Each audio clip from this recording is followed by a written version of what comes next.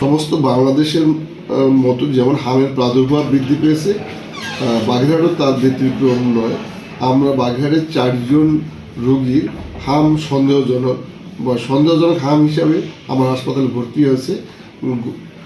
এই 4 জন রোগী এখন মোটামুটি সুস্থ আছে, আমাদের চিকিৎসাধীন অবস্থায় আছে। তাদের পরীক্ষা করার জন্য তাদের যেটা কনফার্ম হার্ম কিনা এর জন্য নমুনা সংগ্রহ করে আমরা ঢাকা পাঠিয়ে দিয়েছি। যদি পজিটিভ রিপোর্ট হয় আমরা আপনাদেরকে জানিয়ে দেব।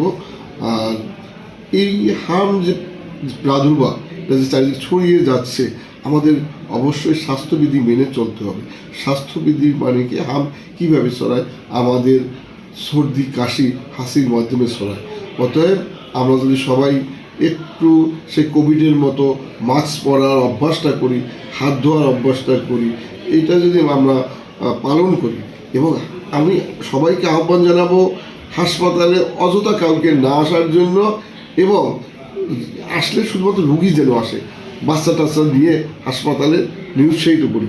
কারণ বাচ্চারা এবং বয়স্করা যে কোনো রোগের জন্য তারা বেশি ভাড়া নেব, কারণ তাদের রোগ প্রতিরোধ ক্ষমতা অনেক কম থাকে।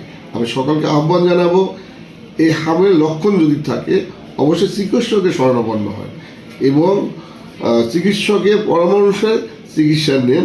সব রোগীর কিন্তু হামের বাসায় চিকিৎসা, আইসোলেশন, প্রথম কাজ হলো আইসোলেশন। কারণ একজন হামের রোগী থেকে আরও অনেক হামের রোগী তৈরি হতে পারে। বাত ব্যথা, প্যারালাইসিস কিংবা আর্থ্রাইটিস, আধুনিক ফিজিওথেরাপি ও পুনর্বাসন চিকিৎসায় নির্ভরযোগ্য নাম ডিপিআরসি। অতএব আমরা যদি আইসোলেশন করে রাখতে পারি তাহলে এই রোগের প্রাদুর্ভাব থেকে আমরা রক্ষা পাবো। এই মুহূর্তে অবস্থা দেখেন আপনারা, আবহাওয়ার একটা পরিবর্তন হচ্ছে, হঠাৎ করে প্রচণ্ড গরম হয়, আবার একটু ঠান্ডা পড়ে। এই কারণে কিন্তু এই মুহূর্তে অবস্থায় শিশু ওয়ার্ডের কিন্তু হ্রাসটা অনেক বেশি। আমাদের 40 বেডের শিশু ওয়ার্ডে এখন 84 জন রোগী ভর্তি আছে।